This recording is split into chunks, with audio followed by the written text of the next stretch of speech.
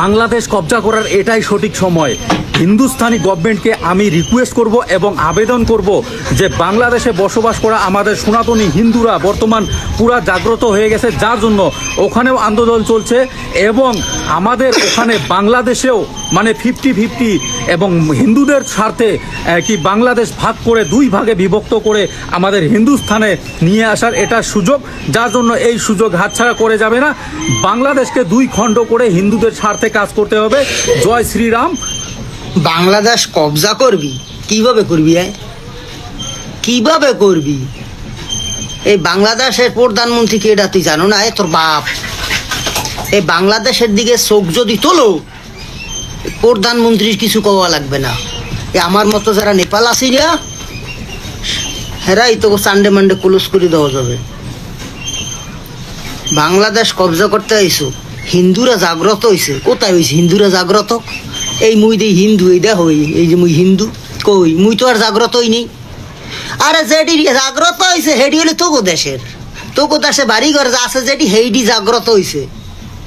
মোরা যারাই বাংলাদেশের হিন্দু একেবারে জাগ্রত হই নেই। হেডি জাগ্রত হয়েছি, ওইটি রাস্তায় নামলে ওইটি পিডনের লেগে মোরা জাগ্রত আছি। বোঝো না? মাথায় রাখবি, এটি মাথায় রাখবি। আর বাংলাদেশ দুইটা ভাগ করবি না, বাংলাদেশ ভাগ করিয়া হিন্দুকে দিবি। শালারা তবু অবস্থা কি হয় সেইটা একটু চিন্তা কর। সাইন একবার ওই পিডে বর্ডারের মধ্যে হালাই ফিসলে না কয়েকটা, কি পারছো কি করতে? পারছো কিন্তু পাকিস্তান দেশলে না কয়েকটা হওয়াইয়া হইয়া কয়দিন এখন বাইরেইতেছে যে কয়টা হালাইছে। হ্যাঁ জানো না? তা হ্যাঁ লাগে পারো না। আই উলফাট কথাবার্তা কয় বাংলাদেশের লাগে। তো গিয়া ঝামেলা খালি চারিদিকে বাস দিয়েছে। তোরা ওই ভারতে ওই সোশ্যাল মিডিয়ায় উল্টোপাল্টা কথা কও, হেলে গে বাংলাদেশে হিন্দুকে সমস্যা। আর তোরা ভারত দিয়ে কথাটি হিন্দু বেড়াইতেছে ওই বাংলাদেশে, হেডিতে এই টানিবেনি করে এই বাংলাদেশের মধ্যে বুঝিয়া। বাংলাদেশের মুসলমান তো ভালো, কিছু কয় না বন্ধু, কিছু কয় নাই। কিন্তু ধৈর্যের বাদ ভাঙিয়ে গেলে হেরা কিন্তু ছাড়বে না, একবারে ছাড়বে না।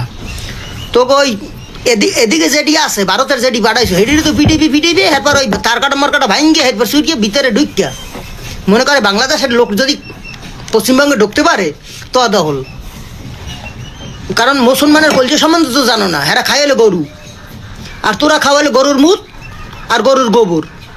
মাথায় রাখবি, তাহলে মুসলমানের কলজে বড়। একজন মুসলমান আর তোগো 100 হিন্দু।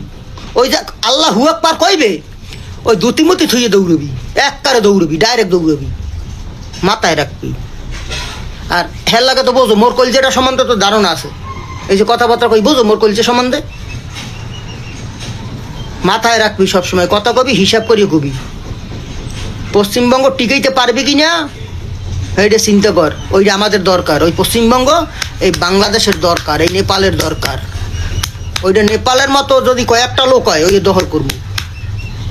ওই মুদি তোর মুদি আর ওই সুবিন্দ্র এইটাও করতে পারবে না মোর, এইটাও না। মাথায় রাখিস।